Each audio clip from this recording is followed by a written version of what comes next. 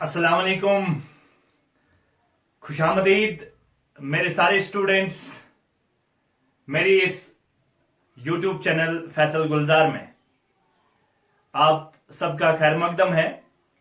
और आज का जो लेक्चर है फोर्थ सेमेस्टर इंजीनियरिंग स्टूडेंट्स, जो हम लास्ट वाले टॉपिक की बात कर रहे थे, लास्ट में हमने जो टॉपिक डिस्कस किया था वो एम रिसीवर्स के ऊपर बात हुई थी। उसके बाद में हमारा नेक्स्ट जो टॉपिक है एम रिसीवर्स का ही नेक्स्ट पार्ट है।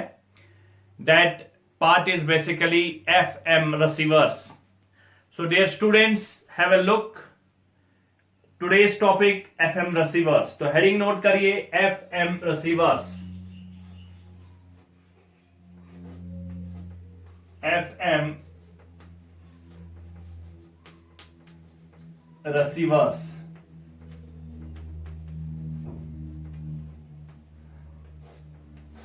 FM receivers and AM receivers, and in case of AM receivers it is amplitude modulated, जिसमें हम amplitude modulation करते हैं। और जो FM receiver basically है, FM receiver is used for receiving frequency modulated signals. So FM receiver is used for receiving frequency modulated signals. तो इसको मैं नोट करूंगा, तो आप भी साथ साथ में नोट करते जाइए। FM receivers is used for, so FM receiver is used for, FM receiver is used for receiving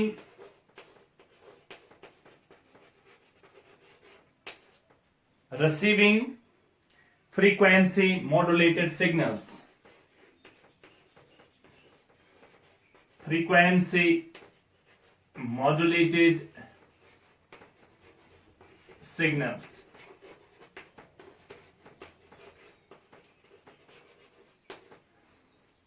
And if we are discussing about the amplitude modulation, AM receivers used for receiving amplitude modulated signals. ठीक है, तो dear students, अगर हम AM receivers को discuss कर रहे थे तो क्या डिफरेंस है basically AM and FM receivers में। अगर AM receivers की बात करें, AM receivers में जो कैरियर होता था हमारा, वो कैरियर हम स्टोर करते थे इन एम्पलीट्यूड। और आपको पता होगा एम्पलीट्यूड मॉड्यूलेशन में हम क्या करते हैं, फ्रीक्वेंसी मॉड्यूलेशन में क्या करते हैं, यानी जो हमारे पास मैसेज होती थी in case of M modulated M receivers, वो मैसेज हम स्टोर करते थे एम्पलीट्यूड, स्टोर करते थे किसमें, एम्पलीट्यूड में। But in case of frequency modulated waves we are, so in case of FM, the message signal is stored. In case of FM,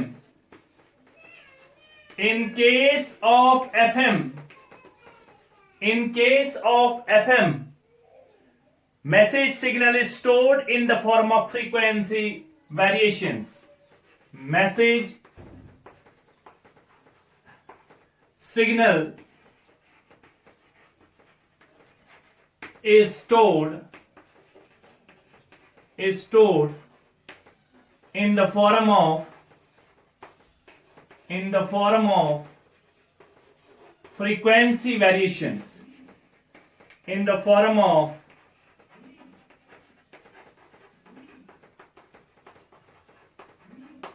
form of frequency variations. So यहां पर हम अपनी message signal को store करते हैं in the form of frequency variations. Sir, why we are storing the message in the form of frequency variations? Because the frequency variation is little affected by channel noise. यानी जब हम channel के through frequency variations को भेजते हैं वो जो frequency variations होती है वो इफेक्ट होती है नॉइज से लीस्ट, उनका इफेक्ट बहुत कम होता है जब हम इस फ्रीक्वेंसी वेरिएशन को एक चैनल के थ्रू ट्रांसमिट करते हैं। दैट्स व्हाई सो एएम का हमने रिप्लेस किया एफएम से, और you people are very much aware about कि हमें जो क्वालिटी ऑफ द सिग्नल मिलती है वो हमें फ्रीक्वेंसी एफएम में जब हम सुनते हैं, रेडियो पर जब हम एफएम सुनते हैं, दैट गिव्स बेटर, वो हमारे जो आवाज आती है, जो उसकी वॉइस होती है, जो उसकी क्वालिटी होती है, that quality is much better than am.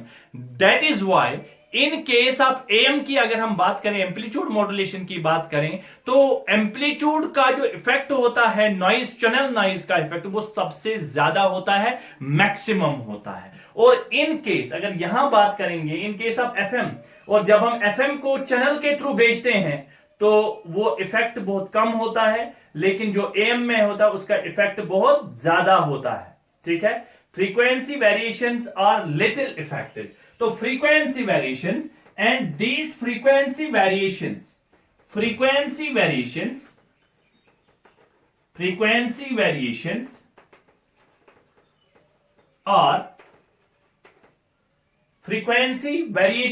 are little affected by channel noise, little affected by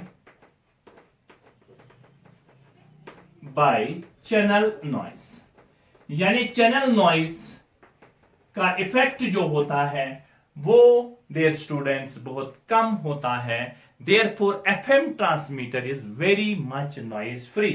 therefore FM transmission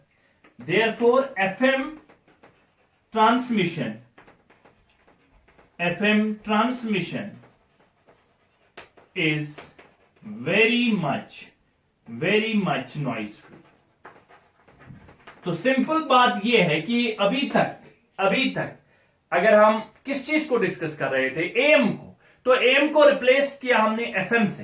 तो एफएम से क्यों? क्योंकि जो चैनल का नॉइज होता है, जब हम एफएम को जब हम अपनी मैसेज को स्टोर करते हैं in the form of frequency variations, that gets least affected by channel noise, and that's why FM को हम यहां यूज करते हैं, एफएम रिसीवर्स को यूज करते हैं। ठीक है, तो एफएम रिसीवर्स में अगर आपको एएम में भी हमने बात की थी कैरियर वगैरह की, उन चीजों की, तो यहां पर हम एफएम की अगर बात करेंगे, एफएम में फॉर एफएम कैरियर फ्रीक्वेंसी, क्योंकि हम कैरियर में ही अपनी मैसेज को स्टोर करते हैं, तो अगर हम एफएम के केस में कैरियर फ्रीक्वेंसी की बात करें, चलिए एफएम का जो डाटा है, अगर आपको याद होगा कि हमने एएम में क्या क्या यूज किया है, उसके रेस्पेक्ट में हम एफएम में क्या कर रहे हैं। फॉर एफएम कैरियर फ्रीक्वेंसी, तो अगर हम फॉर एफएम कैरियर फ्रीक्वेंसी कितनी होती है,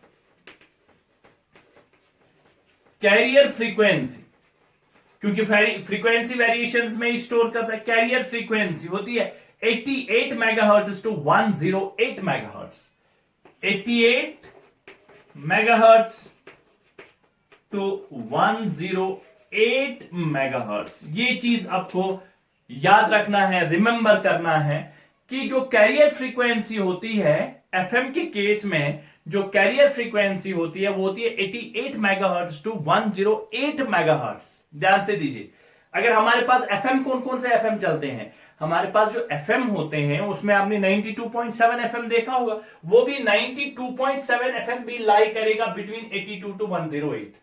इसी तरह से अगर आप देखोगे हमारे पास 92.7 एक एफएम है, 93.5 एफएम है, यानी उनको जो एफएम में है वो इसमें। और अगर आपको याद होगा यही फ्रीक्वेंसी रेंज होता था इन केस ऑफ एमए किलोहर्ट्ज में होता था, लेकिन यहां पर यही चीज हमारे पास है मेगाहर्ट्ज में। ठीक है, ये तो कैरियर फ्रीक्वेंसी होगी, और किसी भी स्टेशन को बिटवीन 88 टू 108 मेगाहर्ट्ज के बीच में हमें एफएम स्टेशंस को चलाना पड़ेगा। ठीक है, next is what about the bandwidth of this FM.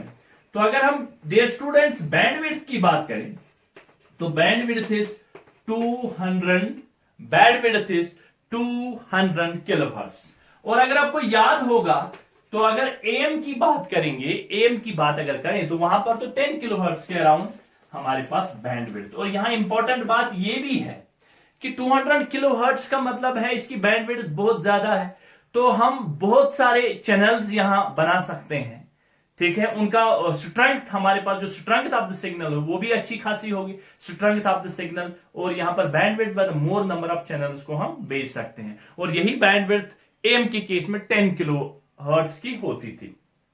और जो हमारे पास इंटरमीडिएट फ्रीक्वेंसी है, जो हमारे पास इंटरमीडिएट फ्रीक्वेंसी आईएफ है, वो आईएफ है 10.7 मेगाहर्ट्ज, 10.7 मेगाहर्ट्ज। ठीक है, ये यहां पर हमारे पास इंटरमीडिएट फ्रीक्वेंसी है। ठीक है, ये आपको डाटा लेना है, इसको ऐसे आपको रखना है। और उसके बाद में हम नेक्स्ट चलते हैं, जो हमारे पास बहुत ही इंपॉर्टेंट है, that is basically the block diagram of FM receiver. So have a look on block diagram of FM receiver. तो नोट करिए, block diagram of FM receiver. So this is basically block diagram of FM receiver. Block diagram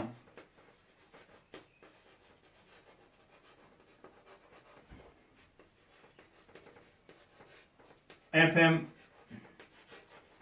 receiver, ये बहुत ही important है और ये आपको exam में इसको ऐसे ही आपको ब्लॉक डायग्राम बनानी पड़ेगी। ठीक है, ध्यान से देखिए, मैंने पहले इस चीज को देखिए, तो इसमें कुछ नया नहीं है। ब्लॉक डायग्राम तो हम एम रिसीवर्स की भी इससे पहले देख चुके हैं।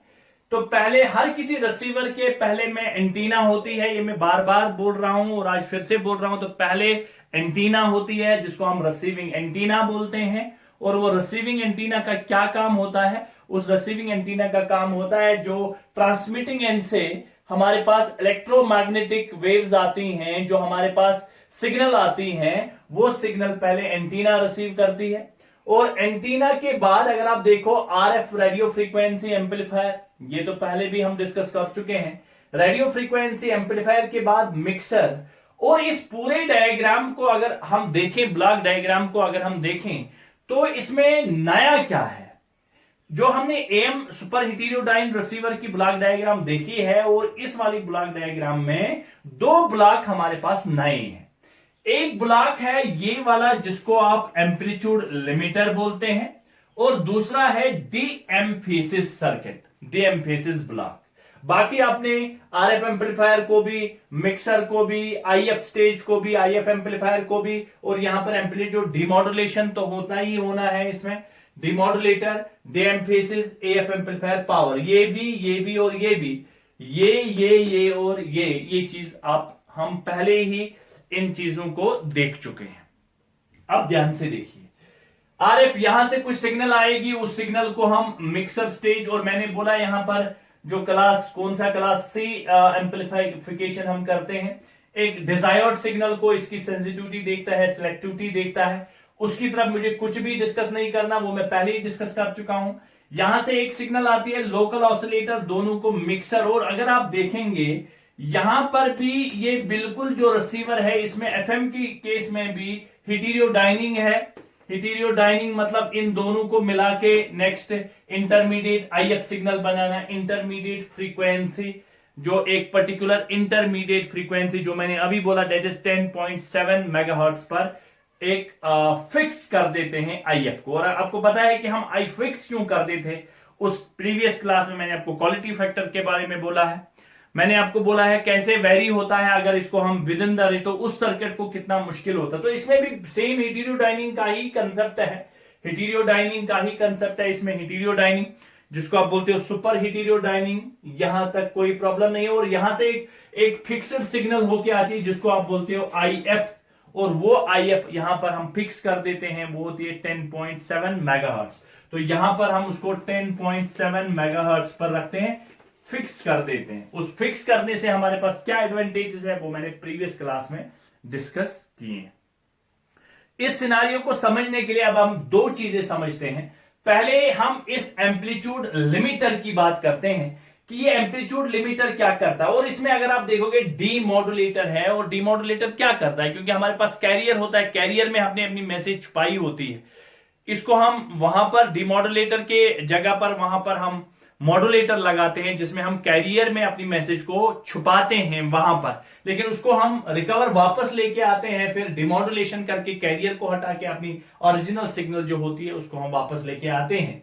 तो यहां पर हम पहले डिस्कस करेंगे एम्पलीट्यूड लिमिटर को, और उसके बाद में डीएम फेजेस को, और बाकी सर्किटरी तो वही सेम है, और इन दोनों ब्लॉक को हम अलग से डिस्कस करेंगे। So let's have a look on what is meant by amplitude.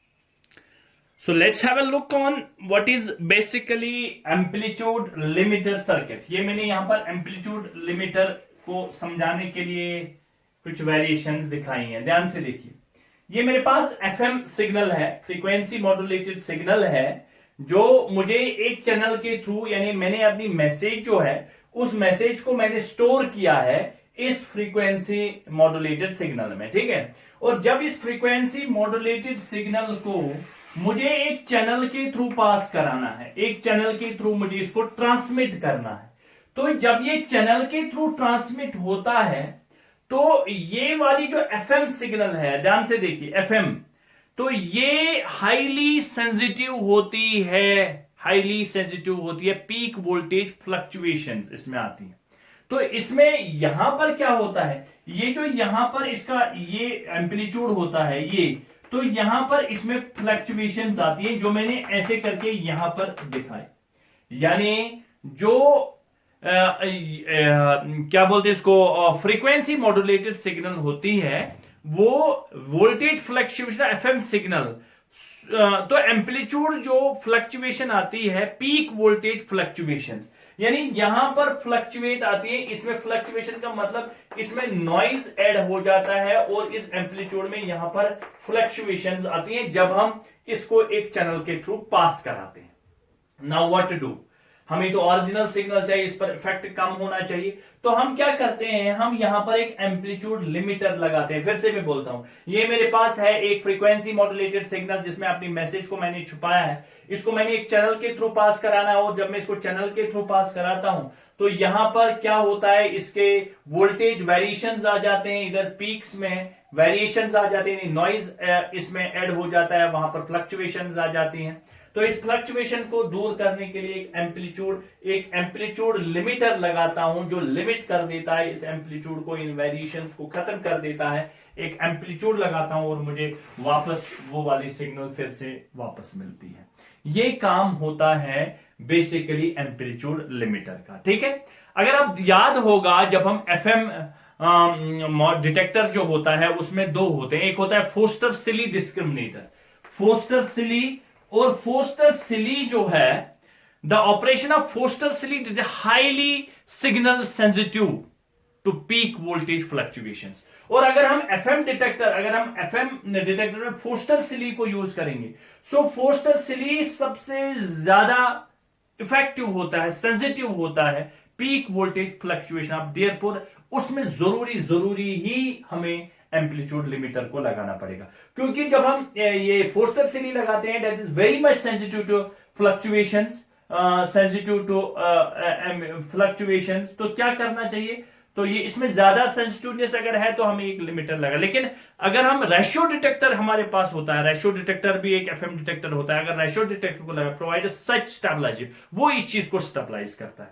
तो हमें चाहिए कि अगर हम फोस्टर सिली लगाएं तो डेफिनेटली वही नीड है एम्पलीट्यूड लिमिटर सर्किट, और अगर हम रेशियो डिटेक्टर को यूज करते हैं तो कोई प्रॉब्लम नहीं, in that case amplitude limiter लगाने की जरूरत नहीं है इन केस ऑफ रेशियो डिटेक्टर। पिछले साल आपने फोस्टर सिली को भी देखा होगा, आपने रेशियो डिटेक्टर को भी देखा होगा। उसके बाद इसमें एक IF amplifier is used to standard tuned amplifier, और आईएफ एम्पलीफायर ये है, ये आईएफ एम्पलीफायर की अगर बात करते हैं तो ये ट्यूनड एम्पलीफायर है, एक पर्टिकुलर फ्रीक्वेंसी को ट्यून करता है, जो 10.7 मेगाहर्ट्ज यहां पर हमने ट्यून कर दिया हो, जिसकी बैंडविड्थ 200 किलोहर्ट्ज के करीब करीब होती है। तो ये आईएफ स्टेज हो गया, ये हमारे पास एम्पलीट्यूड लिमिटर हो गया। तो हम नेक्स्ट बात करेंगे डीएम फेज सर्किट की, कि डीएम फेज सर्किट हमारे किस काम में आता है। ये डीएम फेज सर्किट का इस ब्लॉक से क्या बेसिकली हम इंफॉर्मेशन, इससे क्या होता है, इसको हम कैसे यूज करते हैं और क्यों इसको यूज करना बहुत जरूरी है। Let's have a look. So in the block diagram में हमने एक सर्किट देखा, द एम्फेसिस सर्किट का। तो उसको समझाने से पहले दो सर्किट की मैं बात करूंगा। वो दो सर्किट हमारे पास होते हैं, एक होता है प्री एम्फेसिस और दूसरा ये प्री एम्फेसिस एक सर्किट होता है। That pre emphasis circuit is used in transmitting, यानी ट्रांसमीटर साइड से हम प्री एम्फेसिस को लगाते हैं, और जो हमारे पास डी एम्फेसिस होता है वो डी एम्फेसिस हम रिसीवर साइड में लगाते हैं। और ये pre emphasis and de emphasis होता क्या है, इसका प्रोसेस क्या होता है, क्यों यूज करते हैं, उसको समझने की कोशिश करेंगे। एक्चुअल में अगर देखा जाए pre emphasis and de emphasis basically जब हम ऑडियो सिग्नल का एफएम के थ्रू ट्रांसमिशन कराते हैं, यानी अगर हमारे पास ऑडियो सिग्नल है, मैसेज सिग्नल है ऑडियो, और उसको हमें एफएम फ्रीक्वेंसी वेरिएशंस में स्टोर करना है और उसके थ्रू हमें ट्रांसमिशन करना है, तब हमें इसकी जरूरत पड़ती है प्री एम्फेसिस की। So basically pre emphasis and de emphasis are used to improve fertility of FM transmission. So pre emphasis and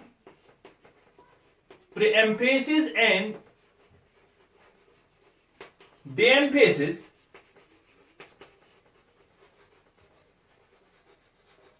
Pre-emphasis and de-emphasis are used to improve fertility. Are used to improve fertility. Are used to improve fertility of FM transmission. Fertility of FM transmission.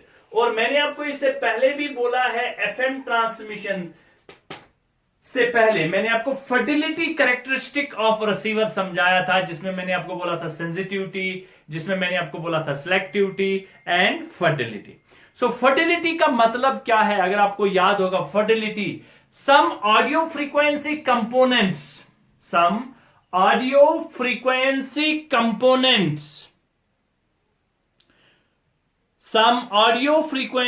Components transmit करना, यानी अगर audio components, जितने भी audio component from voice range से अलग अलग range होता है, और जितने भी उसके कंपोनेंट है उनको ट्रांसमिट करो, और अगर सबको ट्रांसमिशन बड़े अच्छे से होता है, हम बोलते हैं उस सर्किट की फर्टिलिटी अच्छी है। तो यही ऑडियो ट्रांसमिशन की फर्टिलिटी जो है, एफएम ट्रांसमिशन में ऑडियो ट्रांसमिशन जो है, ये pre emphasis and de emphasis हम वहां पर फर्टिलिटी को इंप्रूव कराने के लिए इस्तेमाल करते हैं। If we have to reproduce the signal. अच्छा, अब ध्यान से देखिए, तो ये फर्टिलिटी बढ़ाने का काम pre emphasis and de emphasis करता है। अब ध्यान से देखिए, यहां पर एक ग्राफ है, इसको बोलते हैं पावर स्पेक्ट्रल डेंसिटी। ऊपर जो है ये फ्रीक्वेंसी है, ऊपर यहां से हम फ्रीक्वेंसी को बढ़ाते हैं, और ये हमारे पास सिग्नल है, ये ऊपर जो एम्पलीट्यूड ऐसे मैंने दिखाया है सिग्नल। अब ध्यान से देखिए, यहां पर जो फ्रीक्वेंसी है ये लो फ्रीक्वेंसी है, 0 से लेकर यहां हम फ्रीक्वेंसी को बढ़ाते हैं। ध्यान से देखिए, ये पावर स्पेक्ट्रल डेंसिटी है। अपनी सिग्नल का फ्रीक्वेंसी को जब हम इंक्रीज करते हैं तो नॉइज का क्या इफेक्ट रहता है, तो इसको हम पावर स्पेक्ट्रल डेंसिटी से देखते हैं। ठीक है, power spectral density of audio signal है ये बेसिकली। तो इसको मैं नोट करूंगा, power spectral density of audio signal, power spectral density of audio signal. ध्यान से देखिए, तो signal with respect to frequency, audio signal की जब फ्रीक्वेंसी बढ़ती है तो नॉइज का क्या इफेक्ट रहता है, पावर स्पेक्ट्रल डेंसिटी से हम उसको चेक कर सकते हैं। अब ध्यान से देखिए, यहां पर फ्रीक्वेंसी 0 यानी फ्रीक्वेंसी लो है। जब फ्रीक्वेंसी लो होती है तो अगर आपको देखना पड़ेगा सिग्नल टू नॉइज रेशियो जो होता है उस टाइम, लो फ्रीक्वेंसी सिग्नल्स का जो सिग्नल टू नॉइज रेशियो होता है वो बहुत होता है, यानी ज्यादा होता है। तो इसका मतलब अगर सिग्नल टू नॉइज रेशियो ज्यादा होने का मतलब पावर ऑफ द सिग्नल या strength of the signal is good. at low frequency the signal is more powerful. At, तो इसको हम यहां लिख सकते हैं, at low frequency the signal is more powerful. Signal is more powerful. Why more powerful? Because signal to noise ratio is more. Signal to noise ratio is more. As the frequency gets increased, as the frequencies increase, तो जब भी हम frequency को increase करेंगे, तो मैंने फिर से बोला कि at low frequency the signal to noise ratio is more. If signal to noise ratio is more, तो नॉइज का इफेक्ट कम है, तो इसका मतलब हमारी सिग्नल स्ट्रेंथ बहुत अच्छी होगी, हमारी सिग्नल की क्वालिटी अच्छी होगी, हमारा सिग्नल का पावर बहुत अच्छा होगा।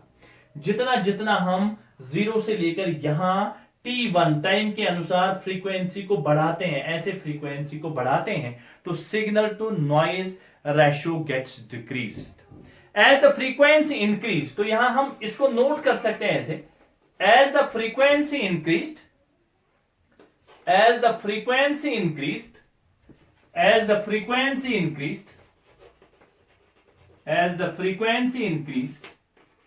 the signal to noise ratio gets decreased. यानी इसका यह मतलब हो गया कि जब हम फ्रीक्वेंसी बढ़ाते हैं तो नॉइज का इफेक्ट ज्यादा होता है। That is why the signal to noise ratio gets decrease. ठीक है, तो जब signal to noise ratio decrease हो जाएगा तो सिग्नल खराब हो जाएगी। अब एक चीज, ये तो एक चीज हो गया, ये तो मैंने ये चीज बताई, और इसमें क्या याद रखना है, पावर स्पेक्ट्रल सिग्नल का नॉइज का इफेक्ट क्या होता है जब फ्रीक्वेंसी कम होती है और धीरे धीरे जब फ्रीक्वेंसी बढ़ जाती है। और अगर हम यही पावर स्पेक्ट्रल डेंसिटी है इन केस ऑफ नॉइज का अगर आप ध्यान से देखें तो नॉइज की 0 और जब एफ फ्रीक्वेंसी बढ़ती है at low frequencies signal to noise ratio is decreased. यानी लो फ्रीक्वेंसीज के लिए अगर नॉइज का देखें तो at lower frequencies the signal strength is low, because the signal strength जो S/N रेशियो है, पावर स्पेक्ट्रल डेंसिटी अब नॉइज के तरीके में दिखाता हूं, ध्यान से देखिए। जब हम यहां से यहां आ जाते हैं, फ्रीक्वेंसी बढ़ाते हैं, तो हमारी वॉइस सिग्नल का जो नॉइज का इफेक्ट है धीरे धीरे बढ़ जाता है, क्योंकि signal to noise ratio decrease हो जाता है। और अगर नॉइज की बात करेंगे लो फ्रीक्वेंसी पर नॉइज जो होता है, लो फ्रीक्वेंसी की जो स्ट्रेंथ होती है सिग्नल टू नॉइज रेशियो, जब हम फ्रीक्वेंसी बढ़ाते हैं तो सिग्नल टू नॉइज रेशियो जो है वो हमारे पास जो सिग्नल टू नॉइज रेशियो होता है, तो हम ये बोल सकते हैं at lower frequencies the signal strength is low. At lower frequencies देखिए, at lower frequency the signal strength is low, at lower frequencies the signal strength is high, audio signal का। और नॉइज का देखेंगे तो at lower frequency the signal strength is low, noise की power कम होती है, उस नॉइज की जो पावर कम होती है कब, नॉइज की पावर कम होती है जब लो फ्रीक्वेंसीज की बात करेंगे। और जब हम हाई फ्रीक्वेंसी की ओर जाएं, जब हम फ्रीक्वेंसी को बढ़ाएं, तो जो नॉइज की जो पावर कम है, फ्रीक्वेंसी इज इंक्रीजिंग, पावर जो ऑफ नॉइज इज इंक्रीजिंग। यानी जितना जितना हम यहां फ्रीक्वेंसी को बढ़ाएंगे तो हमारे नॉइज का पावर भी बढ़ जाता है, हमारे नॉइज का पावर भी बढ़ जाता है। कब, जब हम फ्रीक्वेंसी को बढ़ाते हैं तो नॉइज का जो पावर है वो बढ़ जाता है। ठीक है, तो ये नॉइज का इफेक्ट है, जब हम फ्रीक्वेंसी को बढ़ाएंगे तो नॉइज का पावर भी बढ़ जाता है। तो इसका मतलब है जो if we want to reproduce signal nicely at receiver, the signal to noise ratio should be good. अगर हमें रिसीवर पर एक गुड क्वालिटी की सिग्नल चाहिए तो कैसे मिलेगा, signal to noise ratio should be good, the effect of noise should be less. तो बेसिकली प्रेम्फेसिस क्या है, अब देखिए प्रेम्फेसिस में हम क्या करते हैं। हमें पता है कि जो लो फ्रीक्वेंसीज हैं, लो फ्रीक्वेंसीज पर सिग्नल टू नॉइज रेशो अच्छा है, नॉइज का इफेक्ट कम है। लेकिन जितना जितना हम फ्रीक्वेंसी को बढ़ाते हैं तो signal to noise ratio decrease हो जाता है, नॉइज का इफेक्ट ज्यादा होता है। और नॉइज का इफेक्ट फ्रीक्वेंसीज हाई फ्रीक्वेंसीज के लिए तो ज्यादा होता है। अब क्या करेंगे, जब हम फ्रीक्वेंसीज को बढ़ाएंगे तब हम क्या करेंगे? तो preemphasis is basically it is the process of artificial boosting of high frequency component of message signal is increasing S by N ratio। तो हम क्या करेंगे, आप ध्यान से देखिए। अब हम क्या करेंगे, अब इसी ग्राफ को हम ऐसे भी बना सकते हैं, इसको ध्यान से देखिए आप। ये मैंने इस चीज को ध्यान से देखिए, तो इसको हम ऐसे भी बना सकते हैं। ये देखिए आप, ये ये यहां पर लो फ्रीक्वेंसीज हैं, और लो फ्रीक्वेंसीज तो यहां क्या है, धीरे धीरे फ्रीक्वेंसी बढ़ जाती है, धीरे धीरे फ्रीक्वेंसी बढ़ जाती है। अब हमें क्या करना है, जितना जितना हम फ्रीक्वेंसी बढ़ाते जाएंगे, इधर होते हुए जाएंगे, फ्रीक्वेंसी को बढ़ाएंगे, तो क्या होता है, नॉइज का इफेक्ट ज्यादा होता है। तो अब हम क्या करेंगे, अगर यहां पर नॉइज का इफेक्ट ज्यादा है, यहां पर नॉइज का इफेक्ट ज्यादा है, यहां पर नॉइज का इफेक्ट ज्यादा है, तो हम क्या करेंगे, हम इस नॉइज के इफेक्ट को कम कैसे करेंगे, हम इसको बूस्टिंग करेंगे, आर्टिफिशियली इसको हम बूस्ट करेंगे, ऐसे करके ऊपर ले जाने की कोशिश करेंगे।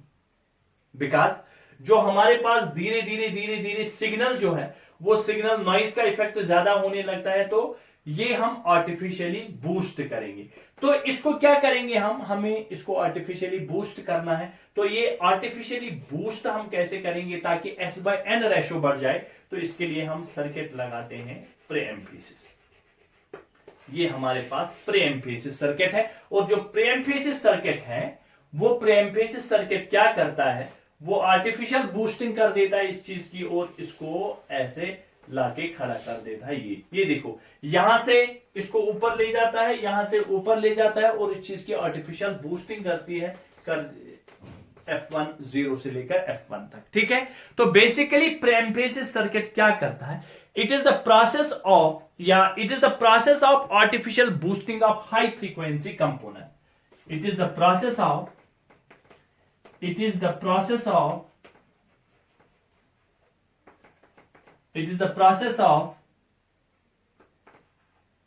process of artificial boosting of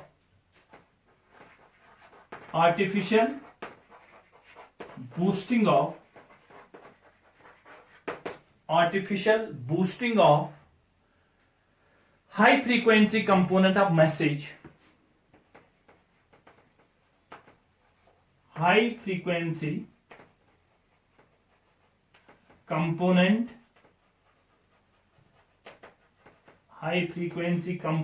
of message signal to increase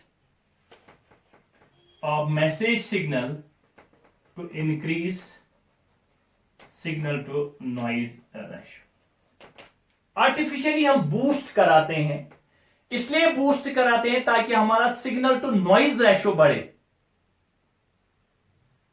और ये हमेशा हम सिग्नल टू नॉइज रेशो बढ़े, और ये हमेशा हम ट्रांसमिटिंग एंड पे लगाते हैं, ट्रांसमिटिंग साइड पे लगाते हैं। फिर से जो हमारे पास मैसेज सिग्नल है, जो हमारे पास फ्रीक्वेंसी कंपोनेंट है ऑडियो सिग्नल के, जो ऑडियो सिग्नल के हाई फ्रीक्वेंसी कंपोनेंट है, उनमें नॉइज का इफेक्ट ज्यादा रहता है। नॉइज का इफेक्ट ज्यादा इसलिए रहता है क्योंकि हमारा signal to noise ratio decrease हो जाता है। अब हम क्या करते हैं, जो सिग्नल टू नॉइज रेशो को हम बढ़ाना चाहते हैं, हम आर्टिफिशियली बूस्ट कराते हैं उन frequencies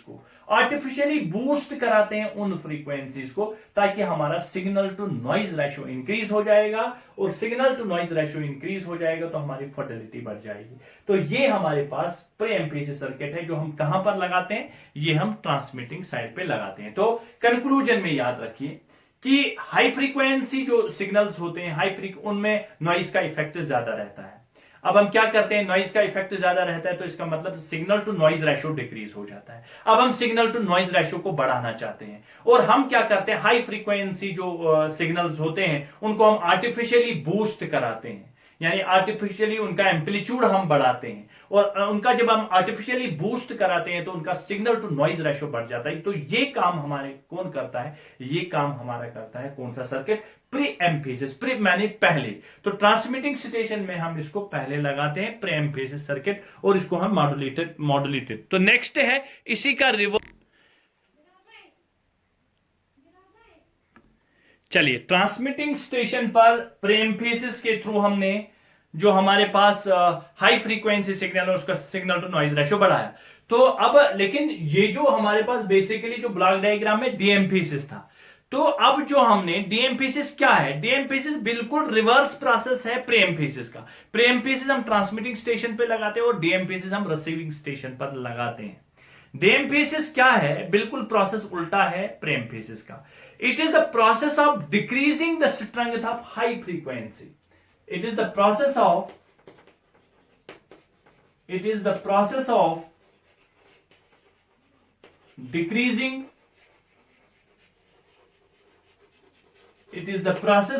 decreasing the high frequency component, decreasing the high frequency component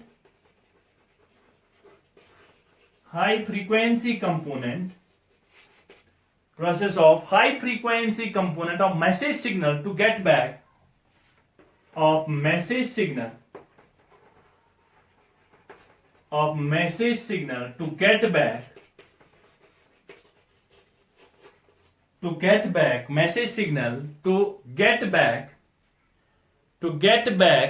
the original transmitted message signal, get back the original transmitted message signal. अब ध्यान से देखिए, उसमें हमने क्या किया था, उसमें हमने जो हमारे पास ये वाले जो उनको हमने आर्टिफिशियली बूस्ट कराया था, जो हमारे पास हाई फ्रीक्वेंसी कंपोनेंट होते थे ऑडियो सिग्नल की, जो हाई फ्रीक्वेंसी कंपोनेंट उन्होंने आर्टिफिशियली बूस्ट कराया था। लेकिन जो रिसीविंग एंड पे तो मुझे जो आपने बूस्ट किया हुआ, तो हमें तो वापस बैक सिग्नल ट्रांसमिटेड जो हमने ट्रांसमिट की थी ओरिजिनली, जो हमारे पास ऑडियो सिग्नल है वही तो हमें चाहिए। तो हमें उसका रिवर्स प्रोसेस डीएम्फेसिस से मिलता है। तो हम क्या करते हैं, हम जो आपने आर्टिफिशियली बूस्ट यहां कराया था, हमने उल्टा सर्किट लगा दिया था डीएम्फेसिस का, और उसने उसको बैक वापस अपनी ओरिजिनल स्ट्रेंथ पे लाया, अपनी पोजीशन पर लाया। तो इसीलिए मैंने बोला basically it is a process of decreasing the high frequency component. कैसे करेंगे, सिग्नल टू नॉइज रेशो बढ़ा देंगे, सिग्नल टू नॉइज रेशो कम कर देंगे तभी तो वापस है। वहां पर तो हमने सिग्नल टू नॉइज रेशो बढ़ाया था, और इस डीएम्फेसिस की वजह से हम सिग्नल टू नॉइज रेशो को कम करेंगे और धीरे धीरे वो वापस आएगा message signal to set back to the original transmitted message signal. वहां पर तो आर्टिफिशियली बूस्ट करा है, लेकिन उस बूस्ट करने की जरूरत हमें रिसीवर पे तो हमें ओरिजिनल सिग्नल चाहिए, इसीलिए हमने डीएम्फेसिस सर्किट लगाया। तो प्री एम्फेसिस का जो ब्लॉक डायग्राम अगर देखा जाए तो ये सर्किट होता कैसा है, प्री एम्फेसिस का सर्किट कैसा होता है, तो इसमें क्या होता है, इसमें हमारे पास एक रजिस्टर लगा होता है और साथ में एक कैपेसिटर ऐसे लगा होता है जो आपकी बुक्स पे दिया होगा। तो उसको हम ऐसे यहां और एक रजिस्टर लगाते हैं, तो ये हमारे पास, और इसको आगे से हम यहां ऐसे ग्राउंड करा देते हैं। ठीक है, तो ये ऐसे करके ये कैपेसिटर ये रजिस्टर ऐसे करके हम इसको बनाते हैं, और ये वाला जो है नेक्स्ट इसके आगे यहां होता है फ्रीक्वेंसी मॉड्यूलेटर। और यहां आपको ध्यान देना पड़ेगा, ये फ्रीक्वेंसी मॉड्यूलेटर से पहले लगता है, ध्यान से देखिए। तो फ्रीक्वेंसी मॉड्यूलेटर ट्रांसमिटिंग एंड पे तो हमें मॉड्यूलेशन भी करनी है, तो मॉड्यूलेशन करने से पहले हमें प्री एम्फेसिस वाला सर्किट लगाना। तो ये बेसिकली कहलाता है हमारे पास प्री एम्फेसिस सर्किट। तो ये आपको याद रखना पड़ेगा, ये हमारे पास एक प्री एम्फेसिस सर्किट है।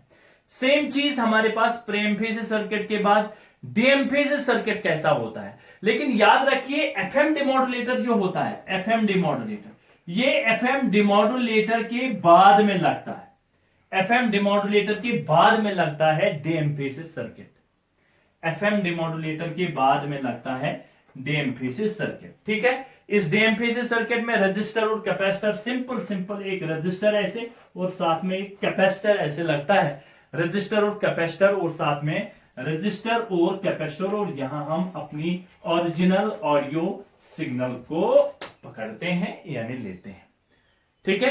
And it is nothing, and you have seen this is basically A low pass filter, low pass filter. ऐसे करके ये हमारे पास प्रेम फेसेस एंड डेम फेसेस का सर्किट होता है, और ये हमें पास एफएम का जो रिसीवर होता है वो रिसीवर हमें ऐसा मिलता है। होप आप लोगों को समझ में आया होगा, और कोई भी प्रॉब्लम हो आप मेरे इनबॉक्स में कमेंट कर सकते हैं, कोई भी प्रॉब्लम हो आप मुझे डायरेक्ट मैसेज भी कर सकते हैं। Thank you for this session, have a nice day.